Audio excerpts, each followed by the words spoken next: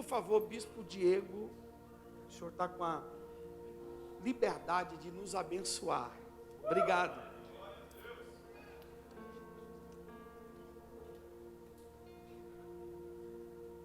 Graça e paz. Existe uma unção de Deus aqui. Existe uma graça de Deus. Ela é derramada quando nossos corações estão abertos, sensíveis. E eu sei que hoje Deus vai falar com você de alguma forma. Ele já está falando com você. Eu quero liberar uma palavra sobre a tua vida. Dias melhores virão. Uma nova estação virá. Uma nova temporada virá. Você pode acreditar no que o Senhor está falando? Um novo romper do Espírito virá sobre você. Deus está trabalhando o seu caráter. Deus está aperfeiçoando as suas virtudes. Deus está te moldando como um vaso na mão do oleiro. Deus está te experimentando em meio às adversidades. E essa tempestade não é para te matar. É só para te amadurecer. Ainda esse ano você vai contar uma vitória. Uma pegou ali, vou dizer de novo. Ainda esse ano, teu testemunho vai abalar Rio Verde. Você e a sua casa servirão ao Senhor. Teus filhos servirão ao Senhor. Teus recursos servirão ao Senhor. Tua empresa servirá ao Senhor. Teu ministério servirá ao Senhor. Tudo aquilo que Deus confiou nas suas mãos servirá ao Senhor. Deus está usando você já como uma ferramenta poderosa que você não percebeu. Tuas dores fortalecem alguém. Tuas angústias estão despertando o crescimento em alguém. Às vezes você está quebrado, mas você está vendo alguém inteiro. Você sabia que às vezes Deus nos quebra para que alguém esteja inteiro do nosso lado? Às vezes Deus te esmaga para que esmagado você possa gerar vida. E essa igreja aqui é profética, irmão. Eu sou pastor de igreja local. E a gente está toda semana em uma igreja, mas tem igrejas que a presença de Deus, ela é a nuvem para. E quando eu coloquei os pés ali, o Espírito Santo falou: a nuvem está parada aqui. Aonde a nuvem está tem milagre. Aonde a nuvem está tem provisão. Aonde a nuvem está tem testemunhos. E essa igreja é linda. Na verdade, a igreja é a cara dos pastores, né?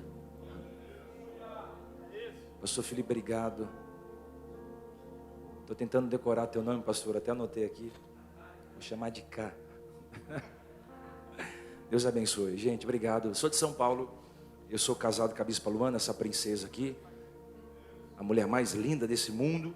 Cada um defende a sua. Eu tenho 2 filhos pentecostais. Valentim e Alícia. Um de 9 e um de 3. Estou tentando o terceiro, mas uma hora chega. Amém? Sou pastor de uma igreja em São Paulo chamada Sarando Nações. Tive o privilégio de escrever 3 livros. Estou publicando o 4º ainda esse ano, mas eu trouxe 3 deles. Decisões difíceis de tomar. Quem tem decisão difícil para tomar aqui? Trocar de casa, trocar de carro, mudar de emprego. Se distanciar de alguém que adoece. Perdoar. Tem um capítulo aqui que eu falo sobre amando pessoas difíceis. Tem alguém difícil na sua família de amar? Ou só em São Paulo? Tá bom. Tem alguém difícil na igreja?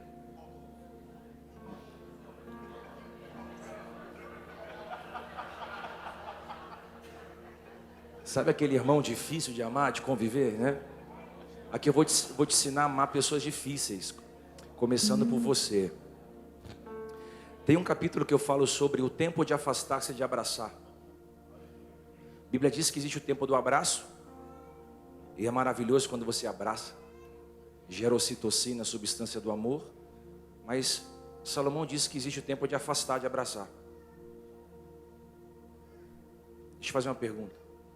De qual abraço você precisa se afastar e ainda não se afastou? Não é uma opção, é um mandamento. existe o tempo de afastar. Você só adoece se você quiser. Porque se você observar os mandamentos, você é curado em todo tempo. Tem um capítulo aqui que eu falo sobre sepultando dores. Diga bem forte: aceita, que dói menos. Prefácio do Hernandes Dias Lopes, meu amigo. Esse livro aqui você tem que ler. Fecha a porta, aquilo que ninguém sabe, ninguém estraga. Peter Handley diz que existe uma vida pública e uma privada. Nesse livro vou te ensinar a viver daquilo que os outros não sabem de você. Sabe qual é o nosso problema? É compartilhar coisas preciosas com pessoas superficiais. Sabe qual é o nosso problema? Mergulhar fundo em pessoas rasas. Nesse livro você vai aprender a ser amigo do silêncio. Ele nunca trai. Jesus disse assim, ó, não jogue pérola aos porcos. Compartilhar sabedoria com porcos é se machucar. Tem gente que não adianta você tentar ajudar, aconselhar, não resolve. Por quê? Porque é porco, a Bíblia diz que é porco. E ajudar é se ferir. Esse livro aqui é poderoso, ninguém é feliz todo dia. Vou ou não vou? Não, né? Quem está triste hoje?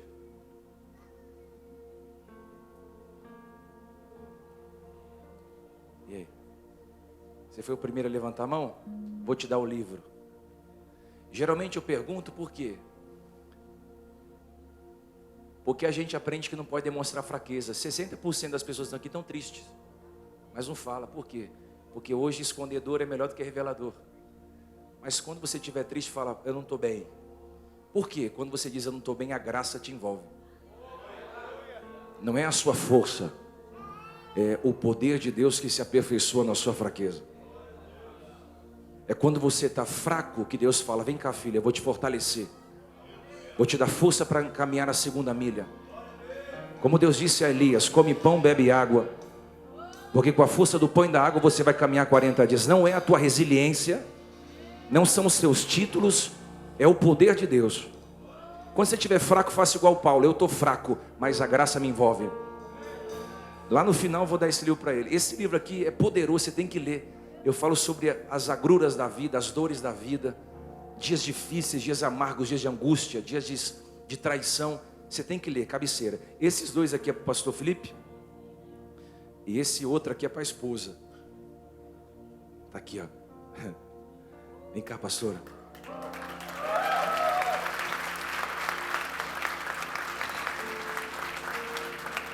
Pega a sua Bíblia, abra comigo em Lucas 24. Pastor Lauro, Deus abençoe sua esposa. Obrigado pelo carinho de vocês. Lucas 24, versículo 49. Eu quero ministrar o coração de vocês sobre o tema fica até Deus confirmar sua saída. Fica até Deus confirmar sua saída. Pastor, estou pensando em sair. Pastor, acho que meu tempo chegou. Fica. Deus tem um propósito com você ainda naquele lugar. Lucas 24, 49. Eis que sobre vós envia a promessa de meu Pai. Ficai, porém, na cidade de Jerusalém, até que do alto sejais revestidos de poder. Amém? No mesmo dia em que Jesus ressuscitou, 2 homens saíram de Jerusalém com destino à aldeia de Emaús. A aldeia de Emaús era um pequeno vilarejo que ficava a cerca de 10 a 12 quilômetros ao norte de Jerusalém. A Bíblia diz que esses 2 homens estavam conversando no meio do caminho.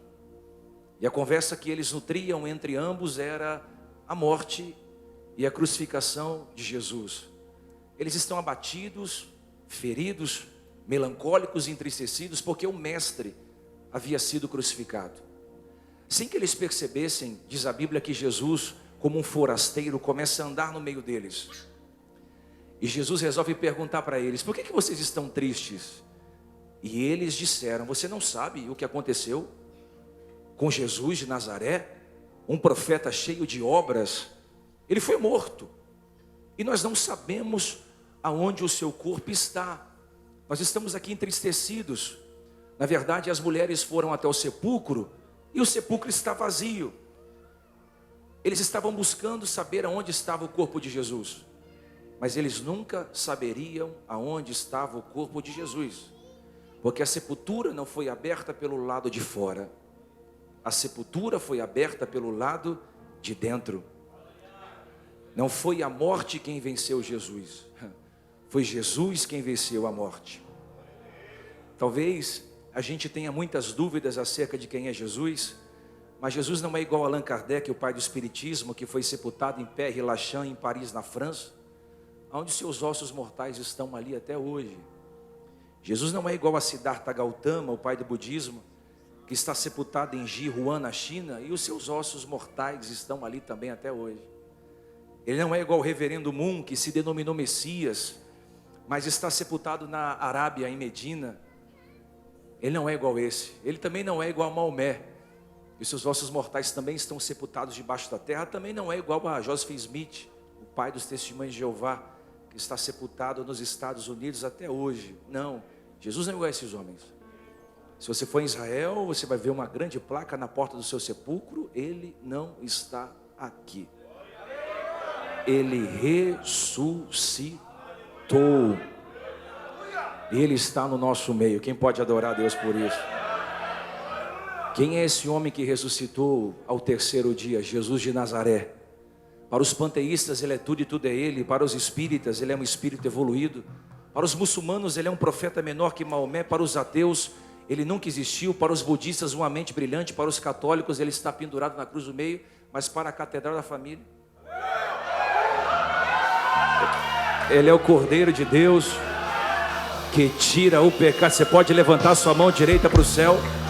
Teu Redentor vive para todos sempre. Ele é o Cordeiro de Deus que tira o pecado do mundo. Esse é o Jesus que nós servimos. Ele não está preso dentro de um sepulcro, ele não está enterrado no meio dos mortos, ele está em nosso meio. Por isso nós sentimos a sua presença palpável.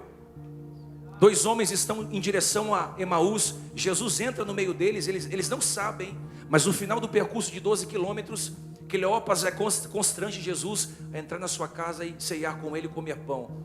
Jesus senta com os dois. Diz o texto que um pão vem nas suas mãos.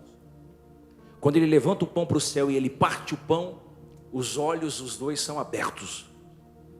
E eles percebem que aquele pela qual conversava com eles no caminho não era só um forasteiro, era Jesus. Jesus desaparece. E o coração daqueles homens ficam tão aquecidos novamente que eles resolvem voltar para Jerusalém, a fim de falar aos discípulos que estão no cenáculo com as portas fechadas o que havia acontecido no caminho. Foi o que eles fizeram. Eles retornaram para o cenáculo. Só que a Bíblia diz que de uma forma milagrosa, sobrenatural, transcendente, metafísica, Jesus penetra dentro do cenáculo e saúda os discípulos com a paz, com o shalom de Deus. Quando eles olham para Jesus, eles ficam espantados e dizem: é um fantasma. Só que Jesus diz: olhem para as minhas mãos e para os meus pés. E eu perguntei: Deus, por que Jesus mostrou as mãos e os pés? Jesus me disse: porque nas mãos e nos pés havia cicatrizes. E existem pessoas que só vão acreditar que você saiu da sepultura quando você mostrar cicatrizes. Existem pessoas que só vão acreditar que você venceu um divórcio quando a sua vida sentimental voltar a andar. Existem pessoas que só vão acreditar que você venceu um trauma quando o seu testemunho emocional for diferente do que você tem contado hoje. Existem pessoas que só vão acreditar que você teve um rompimento financeiro quando você voltar a prosperar. Mas eu quero profetizar nessa noite: não vai faltar cicatrizes para você glorificar ao nome do Senhor. Recebe no seu espírito: não vai faltar cicatrizes para que o nome de Jesus seja glorificado na tua vida. Não vai faltar cicatriz financeira, espiritual, material, profissional, espiritual. Mas todo mundo que olhar para você vai ver que você entrou na cova e saiu mais forte. Entrou na fornalha e ela não te queimou. Entrou nos rios, mas eles não te afogarão. Muita gente vai olhar para você e vai dizer: como é que ela sobreviveu a esse tsunami? É porque a mão poderosa do Senhor te levantou. Estou profetizando: tuas cicatrizes serão o seu troféu, serão o memorial de Deus diante dos homens. Homens que têm cicatrizes são homens que venceram batalhas. Mulheres que têm cicatrizes são mulheres que venceram vendavais. Eu estou profetizando, Catedral da Família: nossas cicatrizes glorificarão ao nome do Senhor. Olha, um pegou lá no fundo, olha que coisa linda. Uou!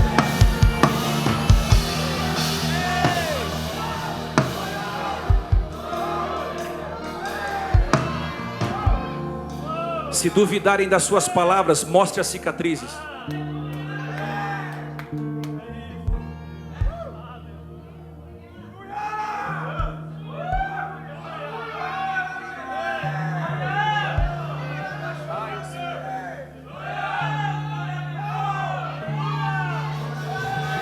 Se duvidarem das suas palavras, mostre as cicatrizes.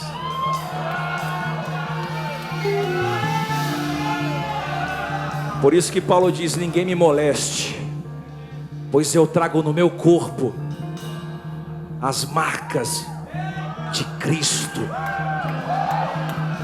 Quem nasceu de novo está marcado. Quem foi refeito por Deus está marcado. Jesus saiu da sepultura para falar com os discípulos, e hoje eu não sei qual sepultura você está, mas eu vim de São Paulo te arrancar da sepultura para dizer para você: sua história não morreu na sepultura. Porque o diabo pensou que Jesus seria sepultado e a história teria chegado ao final, mas ele não sabia que ao terceiro dia ele ia ressuscitar. Talvez você está aqui hoje dizendo: minha vida acabou, meu ministério acabou, meu casamento acabou, minha vida financeira acabou. Acabou de começar.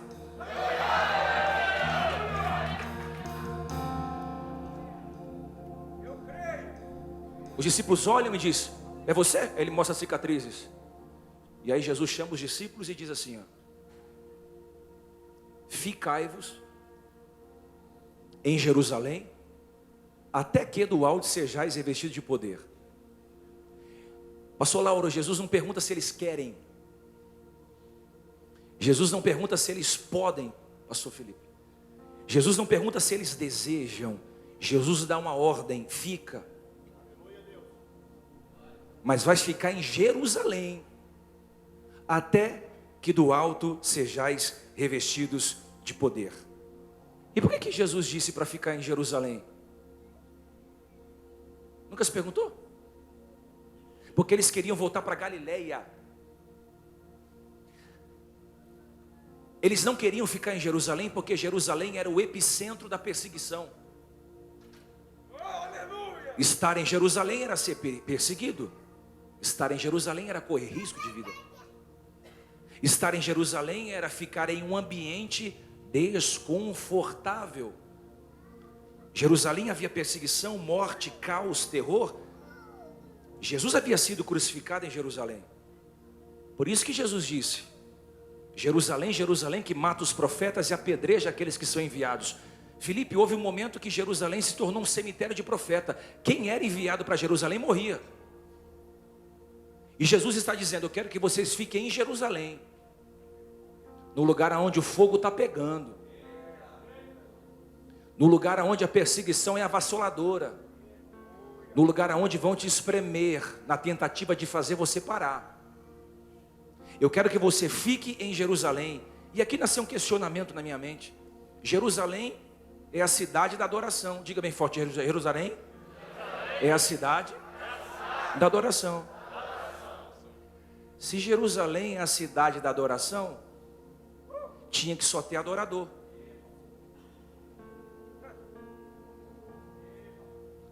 Mas por que na cidade da adoração tem perseguição?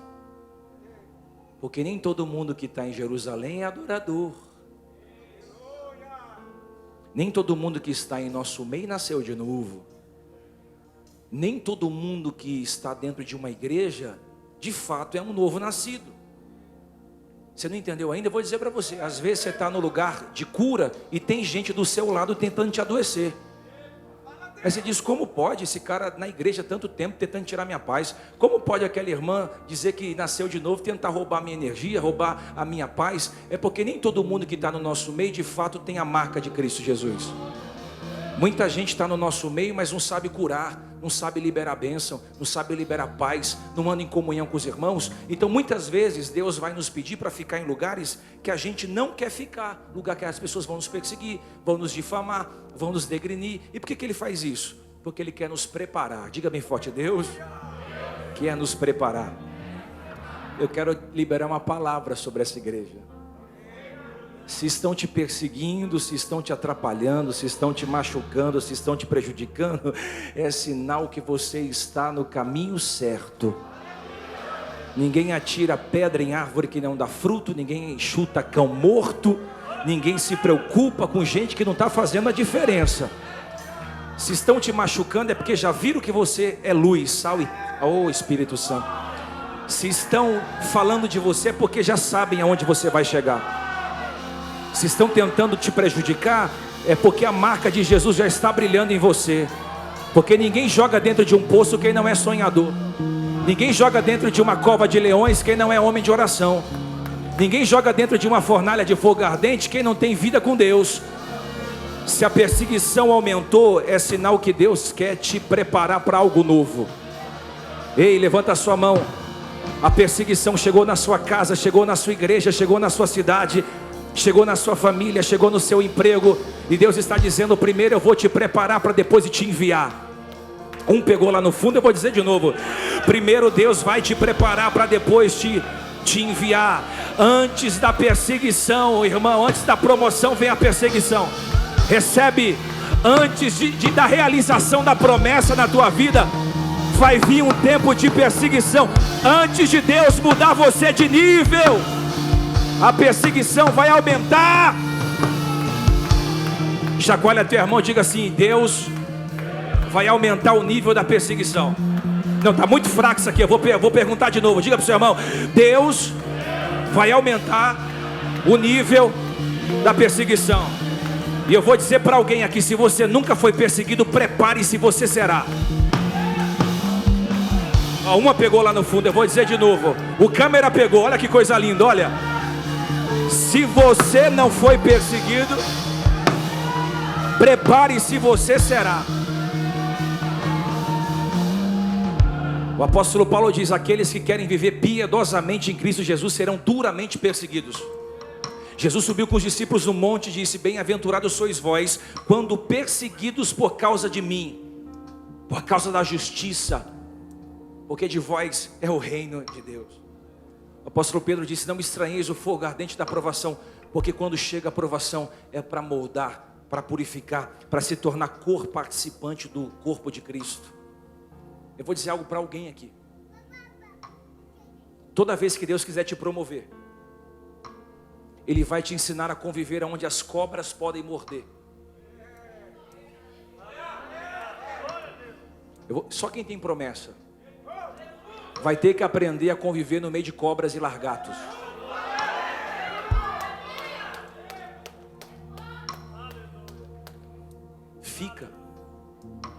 Ficar aonde? Em Jerusalém. No lugar aonde as coisas começam a ficar difíceis. Talvez você está aqui hoje e você está dizendo: pastor, para mim chega. Não sou obrigado a ficar ouvindo o que eu estou ouvindo. Eu não sou obrigado a ficar vendo e assistindo o que eu estou assistindo. Eu não sou obrigado a dividir o mesmo espaço com aquela pessoa. Ninguém tem sangue de barata. Deus está dizendo: fica. Mas eu quero sair. Meu tempo chegou. Eu não vou mais dividir essa casa. Eu não vou mais ficar nesse emprego. Eu não quero mais ficar nessa cidade. Eu não quero mais dividir esse departamento. O meu tempo literalmente se findou. E Deus está dizendo: antes de você sair, eu vou te dar capacidade para dividir o mesmo espaço com gente que não gosta de você. Por isso você vai ficar em Jerusalém querendo você ou não.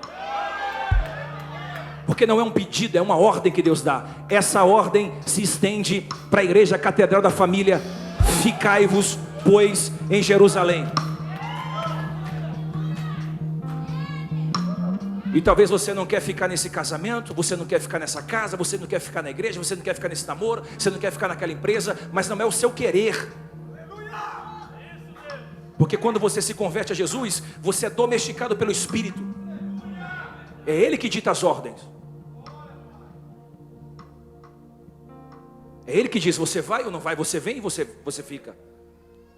Eles querem voltar para Galileia, porque na Galileia eles eram aplaudidos. E a gente gosta de estar no lugar onde a gente é celebrado. Mas eu vou falar para você, irmão, antes da celebração vem a humilhação. Aleluias. Não se trata do que você quer, mas do lugar que Deus escolheu para te amadurecer. Vou fazer uma pergunta básica aqui. O que era mais fácil? Voltar para Galileia ou ficar em Jerusalém? O que era mais fácil? Voltar. Por quê? Porque lá eles tinham amor. Galileia era a cidade natal deles. O que era mais fácil? Ficar em Jerusalém ou voltar? Mas esse texto fica bem claro para mim e para você. Se Deus quer que você fique em um lugar onde você não quer ficar, é porque Deus quer te tratar.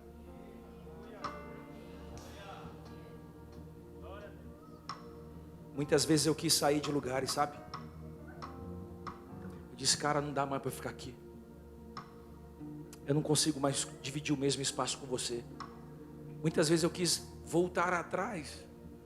Mas você só recebe autoridade quando você vence lugares, pessoas, situações. Eu nunca vou me esquecer de um processo que eu enfrentei. Eu não sei se você já teve processos assim, mas Deus já te pediu para ficar em um lugar que você não queria ficar? Alguém aqui? Casa, relacionamento, lugares. Já? Alguém aqui teve que ficar num lugar que você não queria ficar? Eu tive uma experiência, pastor, em 2014. Eu trabalhava como gestor empresarial no centro de São Paulo. Era uma grande empresa de materiais elétricos. Eu era um dos gerentes daquela empresa. Eu nunca vou esquecer. Embora a empresa fosse muito boa para trabalho, era uma empresa muito antiga. Então os funcionários que dividiam o espaço daquela loja, pastor Lauro, eram antigos. Então eles não respeitavam ordens. Eu era mais novo. Então eles não queriam obedecer comando. Um comando era uma afronta. E eu fiquei cansado disso.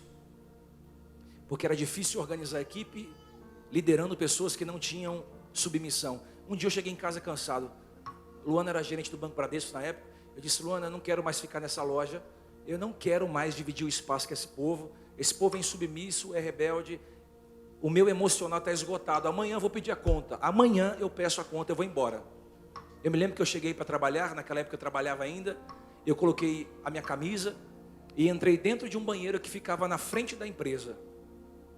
Dobrei meu joelho naquele dia dentro do banheiro e falei, Senhor, hoje é meu último dia aqui. Era 8h20 da manhã. Quando eu abri a porta do banheiro, entrou um homem negro dentro da loja marchando. Ele entrou e foi direto a mim, bateu no balcão e diz assim, ó, fica. Deus quer você aqui. Aí eu olhei para ele assim e ele começou a profetizar, entregar 8h30 da manhã, irmão, numa segunda-feira. Deus quer que você fique aqui, porque vai acontecer isso, vai acontecer aquilo outro. E quando Deus fala, vem na contramão da sua realidade. Vai acontecer isso, e eu fiquei assustado, comecei a chorar, recebi a profecia. E foi interessante que Deus me deu a capacidade de ir domando aqueles leões. Eu fui domando um leão por vez. Moral da história, 2 anos depois, eu havia ganhado todo o setor do meu trabalho. Não somente ganhei o setor, como ganhei a expedição. Não somente ganhei a expedição, como ganhei os funcionários que trabalhavam no almoxerifado. Ganhamos o pessoal de vendas. Houve um período que a loja inteira consagrava e jejuava pão e água durante a semana. Ah, você não está entendendo, irmão. Houve um avivamento no lugar da perseguição. Deixa eu dizer algo para alguém aqui. Antes de Deus te tirar de um lugar, Ele vai te tirar em honra. Você não sai mais de lugar nenhum envergonhado. Ei, deixa eu profetizar para alguém aqui. Deus não vai tirar você de um lugar sem antes justificar tua fé, tua crença, teus dogmas e tuas idealizações. Se Deus é por você, quem será contra você? Agindo Deus, Quando o meu departamento estava salvo, eu pedi a conta. Aí meu patrão chegou em mim e disse assim: não, cara, eu vou dobrar teu salário. Aí eu disse: agora não é dinheiro, é propósito. Agora eu vou viver para o reino. A minha missão aqui está completa. Deus está dizendo para alguém aqui: fica. Diz para o irmão: fica. Diz para quem está do seu lado: fica. Vou tratar teu ego. Vou tratar tuas raízes. Eu vou te ensinar a dar valor às coisas que não têm preço. Pastor, estou sendo esmagado onde eu estou. Esse é o melhor cenário para Deus te dar crescimento.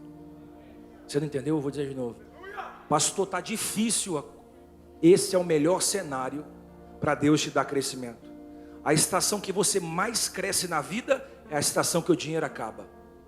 É a estação que os amigos te abandonam. É a estação que as portas se fecham. É a estação que alguém te trai. É a estação que você não tem saúde. Porque quando tudo isso acaba, você tem que recorrer a Deus. Por isso que os céus estão abertos 24 horas para ouvir o seu clamor. Porque vai ter noites de traição, vai ter noites que você não vai ter recurso, vai ter dias que você vai se sentir sozinho, e aí você pega o telefone do céu e diz: Senhor, está acordado aí para me atender? Ele diz: eu não durmo. Clame a mim, responder-te-ei, anunciar-te-ei coisas firmes e grandes que não conheces. Deus está dizendo para essa igreja: eu vim te dizer, o teu campo de treinamento é essa cidade. Deus não vai te arrancar daqui antes de te preparar. Se o seu campo de treinamento é essa igreja, você pode tentar qualquer coisa, você não consegue ser arrancado daqui. Se o seu campo de treinamento é a sua empresa, e lá a perseguição está aumentando, você não vai sair de lá até Deus te honrar. Antes de Deus promover você, Ele vai amadurecer você, vai dar força para você, e vai te dar capacidade para dividir o mesmo espaço com gente que não vai muito com a tua cara. Diz para o irmão: a unção incomoda.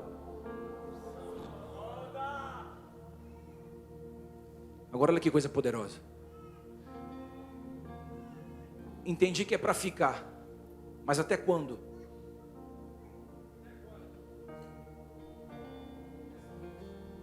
Até que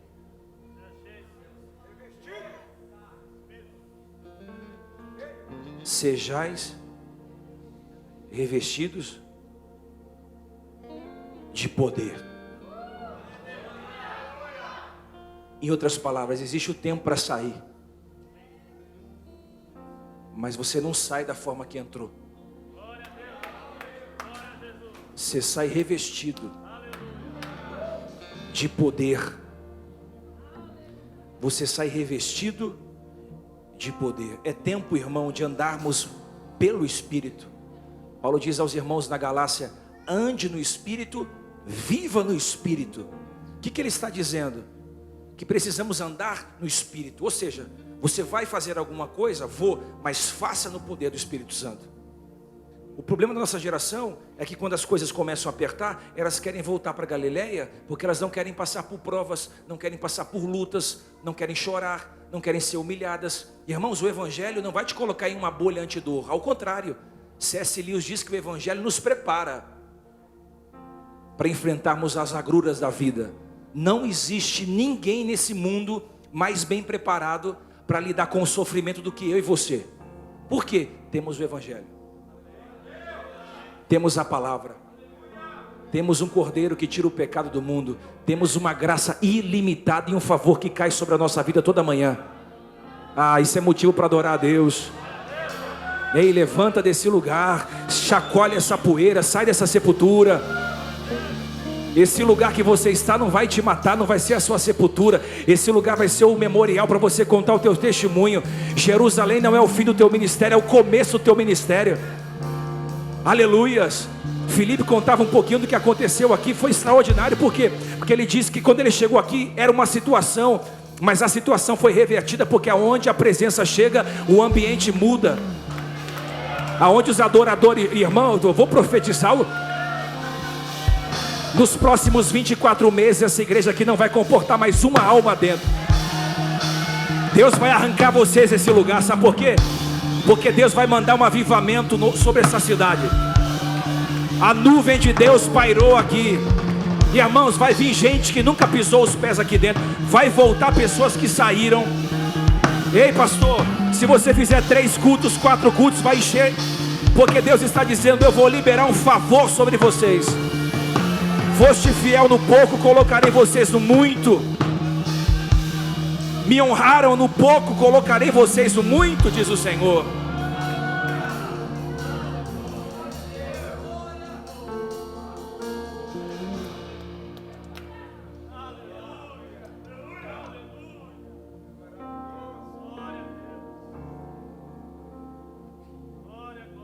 Eu não sei quanto tempo você está esperando para sair de um lugar, mas nunca deixe que a ansiedade te arranque do propósito. Porque toda bênção exposta fora do tempo é maldição. Fica. E a Bíblia diz que eles ficam, e por ficarem, viveram promessas. A Bíblia diz que quando Jesus dá ordem para eles ficarem, eles ficam reunidos. Diga bem forte: unidade atrai a promessa. Eles ficam reunidos em oração. E a Bíblia diz que quando eles se unem em oração, o Espírito Santo vai visitá-los.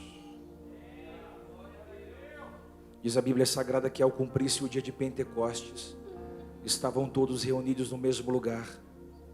De repente veio do céu um som como de um vento impetuoso, encheu toda a casa onde estavam assentados.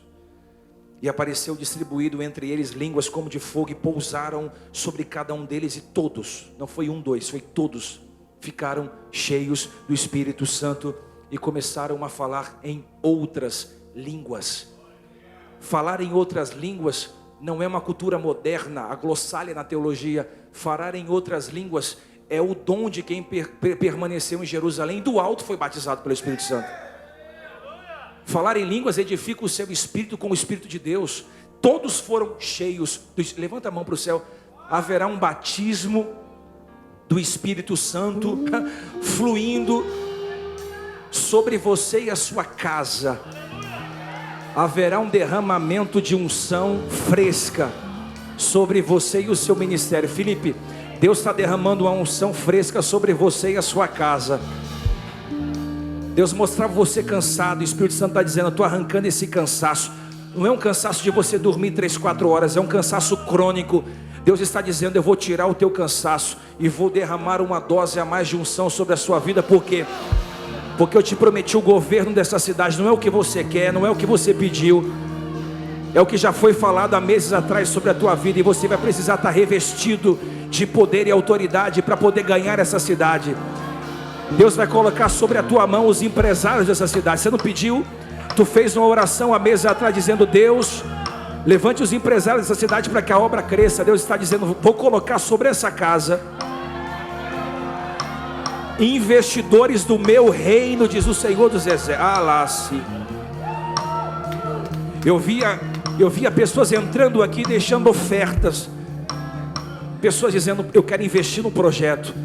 Ainda esse semestre alguém vai te procurar e vai financiar algumas obras sociais dessa igreja, e você vai saber que Deus está com você, diz o Senhor. Recebe no teu espírito. Eu estou profetizando um derramamento do Espírito sobre você e a sua casa. Quem é cheio começa a falar em línguas agora. Ei, o diabo não aguenta quando você profetiza. O diabo não aguenta quando você fala em línguas. O diabo se escandaliza quando você profetiza. Ei, línguas estranhas não envergonha Deus. O que envergonha Deus é o pecado. O que envergonha Deus é o adultério. O que envergonha Deus é a insubmissão, a rejeição. O poder de Deus não envergonha a igreja. O poder de Deus é difícil. Eu posso ouvir um glória a Deus.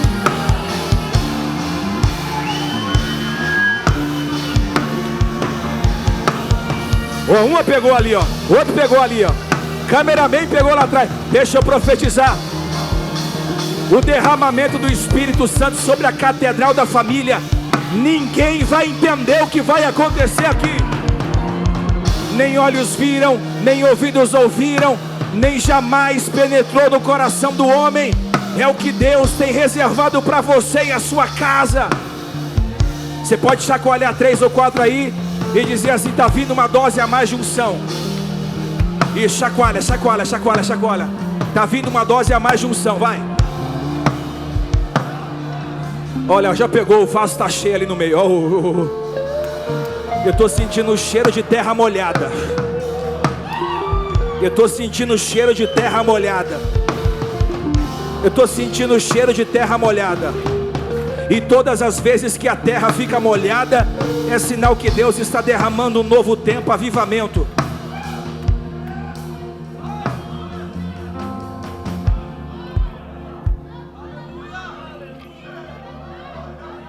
A unção muda o ambiente. Precisamos de pastores ungidos. Precisamos de músicos ungidos. Precisamos de um voluntariado ungido. Precisamos de empresários ungidos, homens ungidos, mulheres ungidas, crianças ungidas. E só tem unção quem gasta tempo em oração. Só tem unção quem é amigo do Espírito Santo. Martinho Lutero dizia: se eu não acordo 4 horas da manhã para orar, o diabo tem vitória o dia inteiro. Bonde dizia que Elias só fez uma oração curta no Carmelo, porque fazia orações longas no secreto.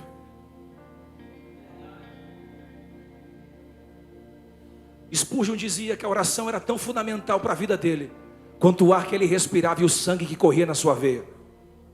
John Wesley dizia: eu me coloco em chamas, e os homens vêm me ver queimar. As pessoas não entendem por que uma igreja desaflora, uma igreja cresce e outras não. Porque talvez na frente daquele ministério está um homem queimando. Por que você abre a sua boca e os céus abrem junto? Porque você não é o que você é aqui com o teclado na mão. Você é o que você é dentro do seu quarto de oração. Por isso que ninguém entende o que você carrega. Ninguém compreende o que você carrega. Cara, mas deixa eu dizer algo para você. Nos próximos 4 anos Deus vai te dar canções. A tua voz não vai ficar limitada a Rio Verde. Tua voz não vai ficar limitada a Goiás, a Goiânia, a Aparecida. Deus está dizendo: eu vou te dar algumas canções. E assim como você viu grandes homens de Deus cantando, o teu nome também será soprado pelos 4 cantos da terra. O que eu derramei sobre a tua vida não pode ser comprado nem com ouro nem com prata, porque foi o sangue.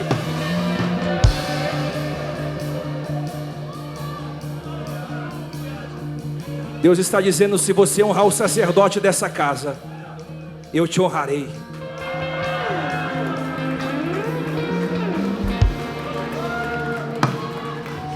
Diga bem forte: a unção. Eu estou tem uma nuvem aqui. Meu Deus, irmão, eu estou aqui de cima, eu estou vendo uma nuvem. Diga bem forte: a unção de Deus, ela faz a diferença.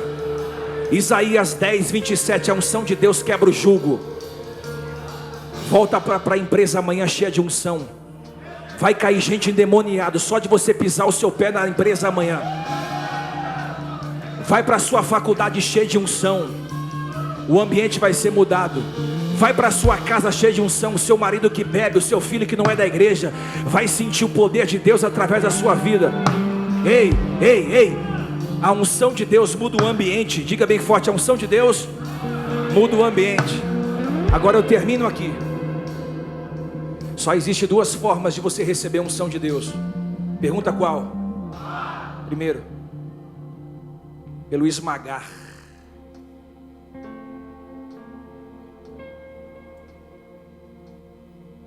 A nossa geração não quer ser esmagada. A nossa geração quer ser exibida. Só que Deus primeiro te esmaga, para depois fazer você aparecer.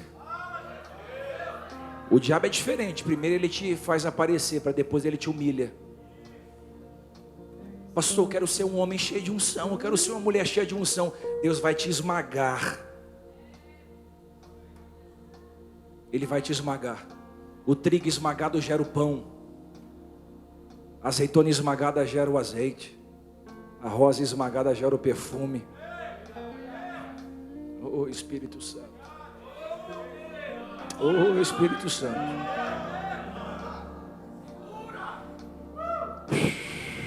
A uva esmagada gera o vinho. E você, quando está sendo esmagado, gera azeite. A W. Tozer dizia: quanto mais Deus te esmaga, mais Ele te usa.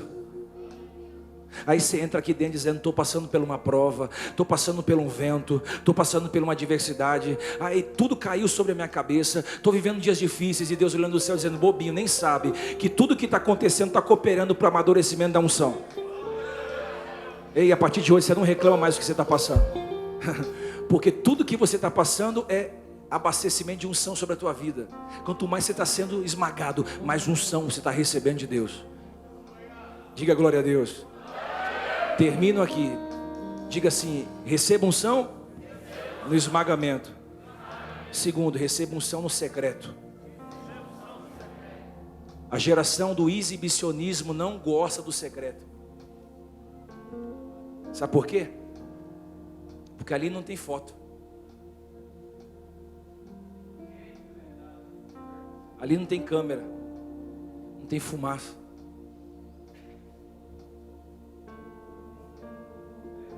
Ali não tem ninguém.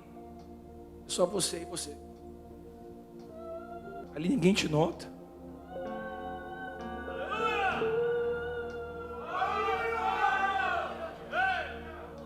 E a gente não pode trocar o secreto pela exibição. É no secreto que Deus te vê.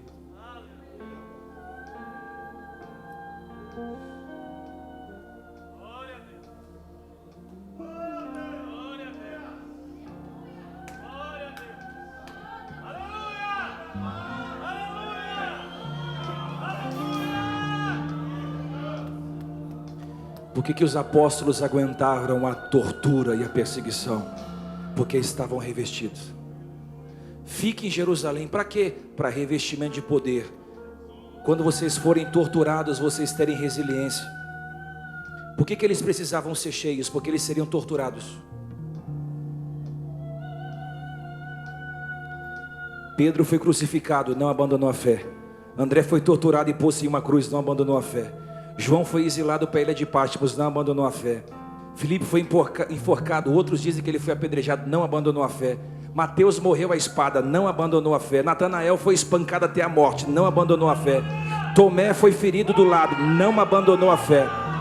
Tiago, filho de Zebedeu, foi decapitado em Jerusalém, não perdeu a fé. Tiago, filho de Alfeu, foi apedrejado até a morte, não perdeu a fé. Paulo perdeu a cabeça, não perdeu a fé. Qual que era a diferença dos apóstolos modernos para os apóstolos de hoje? É que eles aguentavam perseguição, porque estavam cheios de revestimento de poder e unção. Deixa eu falar, Deus vai aumentar o nível da perseguição, mas em contrapartida vai aumentar o nível da unção. Recebe, levanta as duas mãos para o céu para eu profetizar nessa noite. Eu estou profetizando uma dose a mais de unção sobre a tua vida. Ei, os demônios vão sair da sua frente. A enfermidade vai sair da tua casa. A miséria vai sair da tua despensa. Recebe. A pobreza vai sair da sua conta bancária. Ei, essa crise conjugal, financeira e espiritual, hoje ela vai bater em retirada. Por quê? Porque uma dose a mais de unção vai cair sobre você e a sua casa. Ei, os céus estão abertos sobre Rio Claro. E Deus me autoriza a dizer: eu estou revestindo vocês de autoridade e de unção. Antes de você ser enviado, eu vou enviá-los cheios, cheios, cheios, cheios.